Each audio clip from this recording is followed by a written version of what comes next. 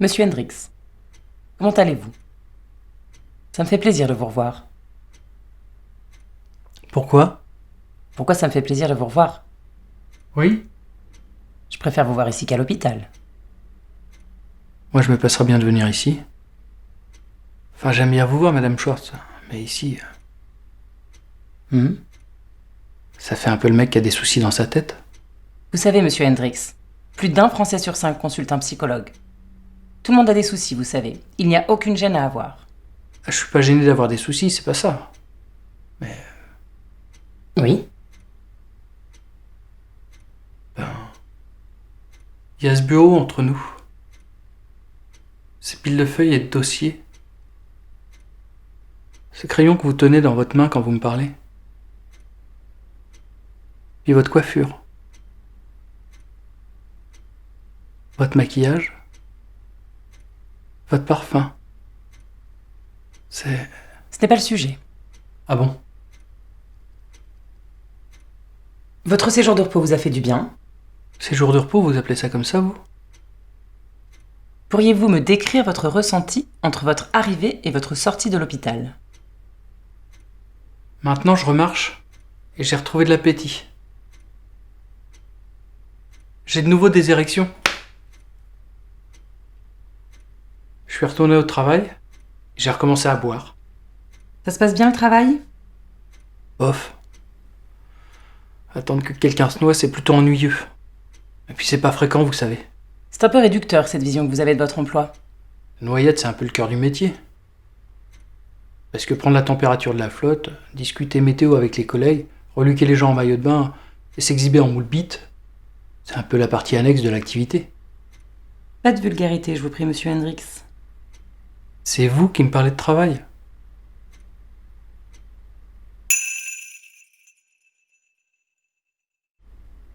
Bien. Vous vous sentez mieux qu'il y a quelques semaines? Il y a quelques semaines, ça allait bien quand même.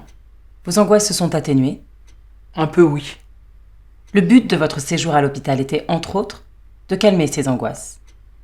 De retrouver une certaine foi en l'avenir. En vos projets. Mes projets? Oui, vos projets. Vous avez toujours des projets? Des projets? Oui, des projets. Des rêves, si vous préférez. Les rêves, c'est plutôt quand on dort.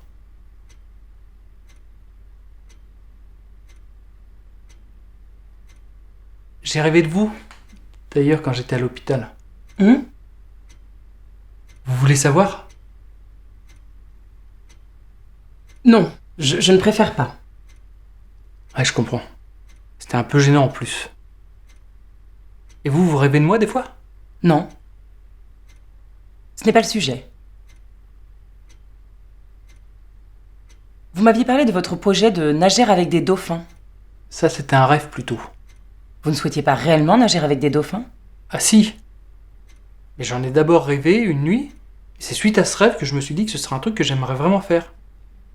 C'est comme pour plein de choses. Par exemple, une fois j'ai rêvé que mes parents étaient plus jeunes que moi. Ça, c'est peut-être pas un bon exemple. Non, tenez. Une fois, j'ai rêvé que j'étais surveillant de baignade. Et c'était super. C'était comme dans un rêve en fait. Et du coup, je suis devenu surveillant de baignade. Vous voyez? Oui, je vois. Attention toutefois, monsieur Hendrix, à ne pas systématiser ce schéma. Un rêve peut être un refouloir d'idées et de pratiques qu'il ne serait pas bon d'appliquer à la réalité parfois. Vous me suivez? Oui, vous faites allusion au rêve que j'ai fait sur vous. Non. Pas nécessairement. Je généralisais. Notre sommeil n'est pas toujours notre meilleur conseiller. Nos rêves nous permettent de vivre artificiellement des choses que nous refoulons, des actes qui ne seraient pas adaptés à la vie en société.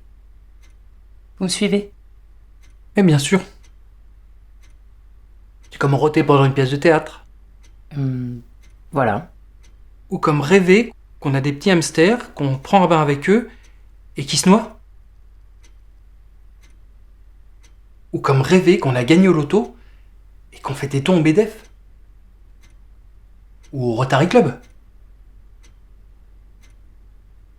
Ou comme rêver qu'on met un pins sur sa chemise alors qu'on a déjà un nœud papillon. Je sais pas, ça c'est peut-être pas un bon exemple. Ou comme rêver qu'on paye avec des petits bouts de verre. Comment ça? Parce que dans la réalité, le commerçant, il se couperait en prenant la monnaie. Ou comme rêver qu'on respire par les fesses. Parce que, en vrai, si on s'asseyait, eh ben on s'étoufferait. Oui, très bien. Vous avez compris, ça suffit. Vous avez donc toujours le projet de nager avec des dauphins, alors? Oui, ça j'aimerais bien. Je vous le souhaite, monsieur Hendrix. Et au niveau affectif, relationnel, vous avez repris le cours de votre vie sociale sans difficulté? Vous voulez dire les collègues, la famille, les amis, tout ça? Oui. Ben, c'est pareil qu'avant. C'est-à-dire? Ils n'ont pas changé. Et vous? Moi j'ai changé? Non, vous vis-à-vis d'eux. Moi vis-à-vis d'eux.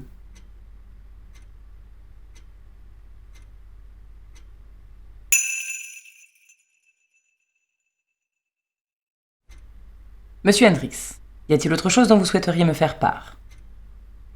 Oui. Votre parfum. Vous en mettez trop.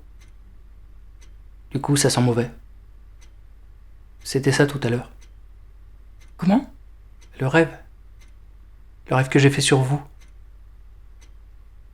Et j'ai rêvé que je vous rencontrais et que vous aviez pas mis de parfum. Et vous aviez l'air heureux. Très bien. Monsieur Hendrix,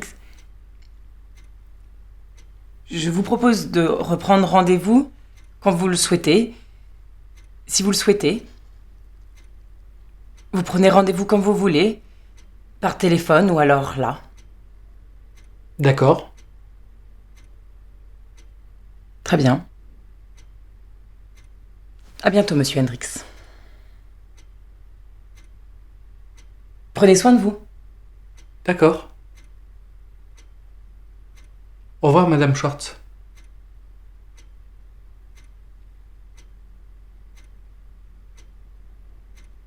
Au revoir, monsieur Hendrix.